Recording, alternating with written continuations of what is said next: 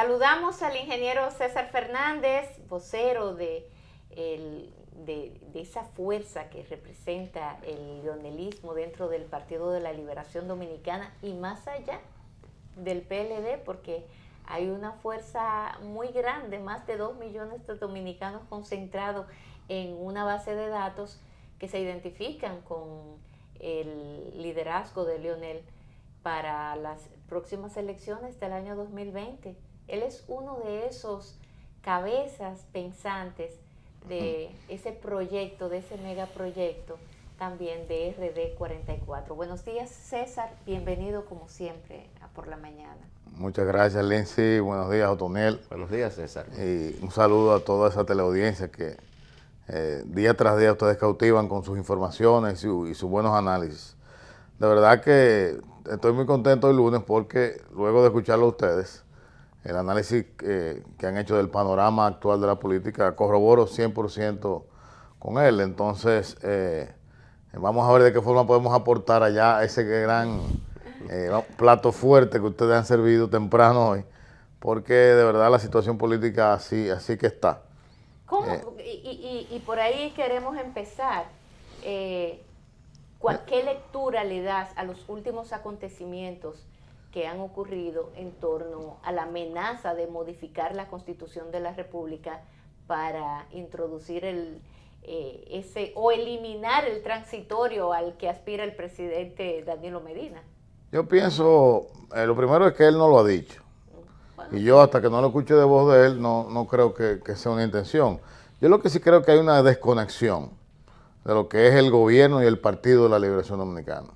O sea, los sectores que tienen el interés despiadado de modificar la Constitución para un tercer periodo consecutivo, esa no es la esencia del PLD.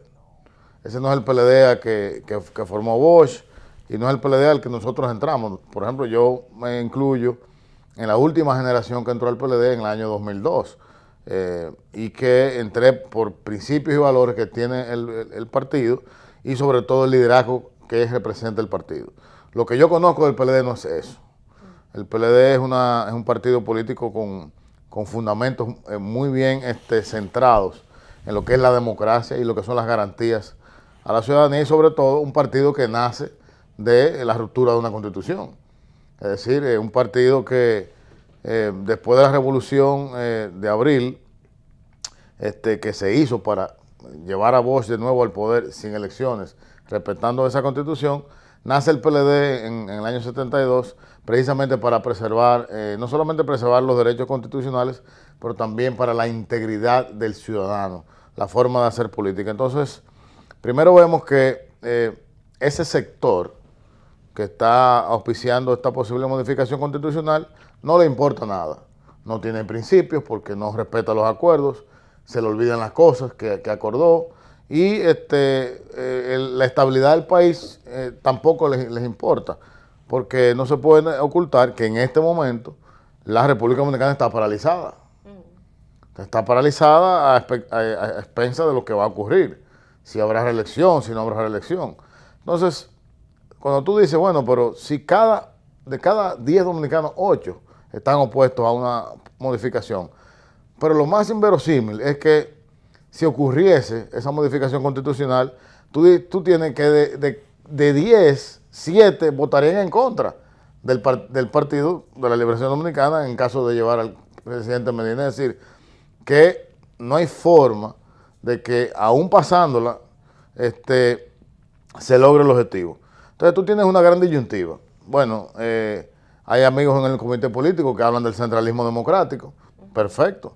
Pero el centralismo democrático, que es un instrumento que crea el profesor Bosch para que las mayorías sean las que decidan, pero siempre respetando las minorías. Pero en el momento que las minorías están defendiendo la Constitución, no aplica el centralismo democrático. Entonces, tú dices, bueno, vamos a suponer que el comité político diga, apruebe la modificación a la reelección. Muy bien. Entonces yo quiero que ese comité político que tenga esa resolución le explique primero al partido y segundo al país cómo, si al día de hoy no están los votos, cuál es el mecanismo, cuál es la magia que se va a utilizar para buscar los votos. Usted tiene que explicarlo.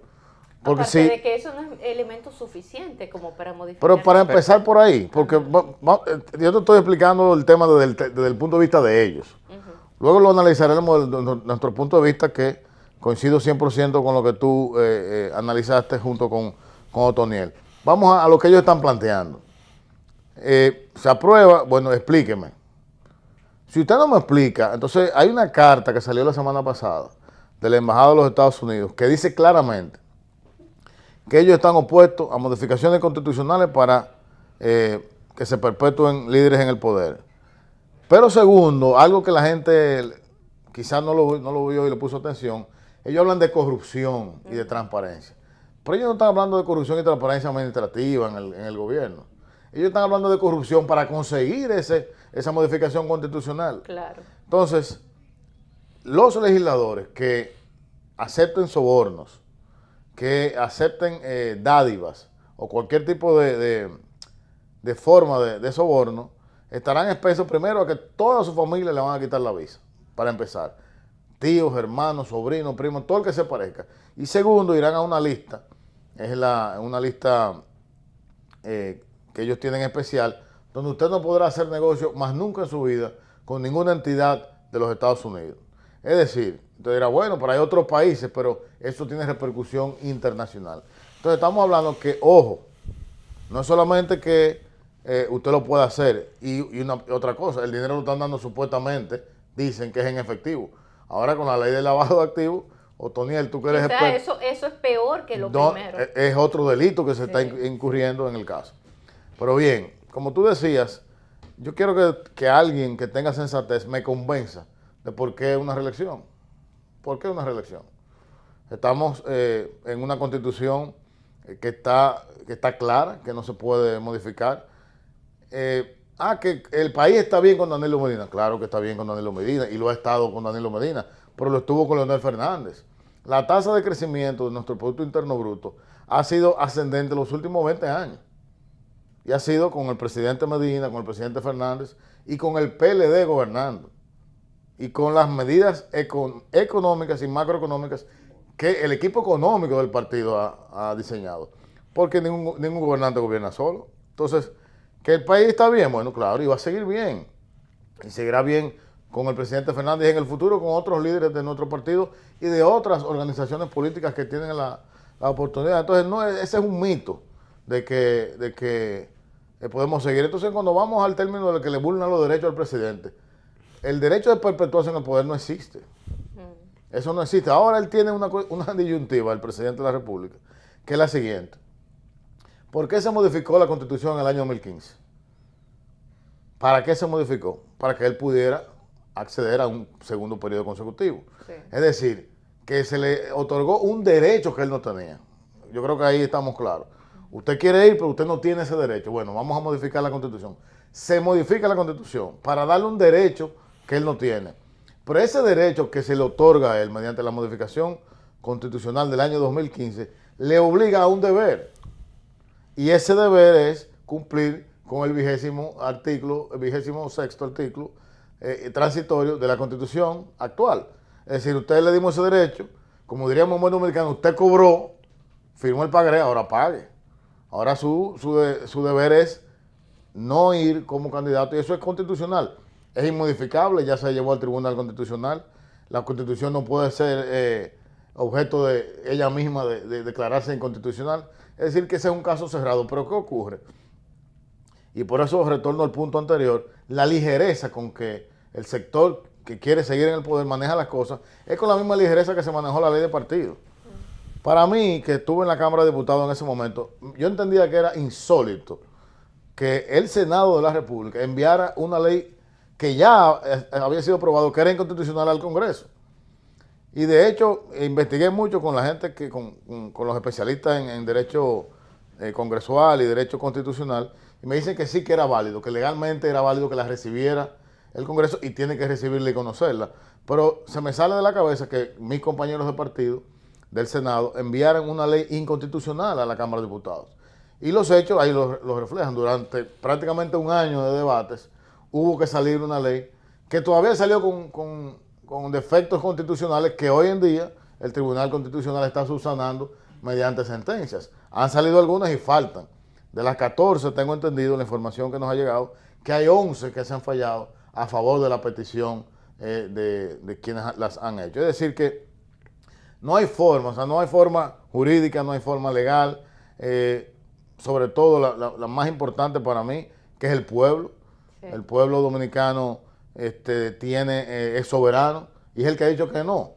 Y a veces me da hasta risa, diría yo, que los compañeros del sector del presidente dicen que ellos son mayoría en el PLD. Yo estoy totalmente de acuerdo con ellos. En los órganos del PLD ellos son mayoría. Pero ¿cuánto significa en la población dominicana la dirigencia del PLD? Nada. Nada. Estamos hablando de que nosotros podemos tener 150,000 dirigentes. Que me corrija Otoniel. No más de ahí. Y si 8 de cada 10 dominicanos están diciendo que no van a votar por una modificación a la Constitución y en una eventual reelección, estamos hablando que de un padrón de 7.500.000 dominicanos que concurrirá en el año 2020, de esos 7.500.000, más de 6 millones van a votar en contra. Entonces, ¿quién es la mayoría? La mayoría es el pueblo. Y ese es el que está en contra de todo esto. Aunque se habla de que efectivamente Leonel en los órganos de dirección alta, él no tiene la mayoría, no cuenta con la mayoría, como es el comité político y el comité en central. En las cúpulas, pero ellos son una en mayoría. La base se invierte la cosa y entonces en la base Leonel tiene 70 y Danilo 30. Arriba Danilo tiene 70. Y eso se evidenció en la pasada Asamblea Nacional de Delegados.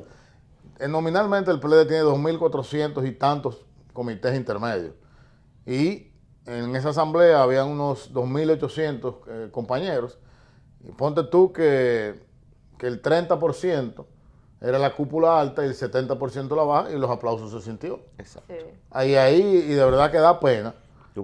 Hay compañeros que se pusieron a decir que los aplausos fueron arreglados, que se orquestó una tratativa contra el presidente de la República. De verdad que da pena que políticos de tanto nivel se estén dedicando a eso, porque eso no es verdad.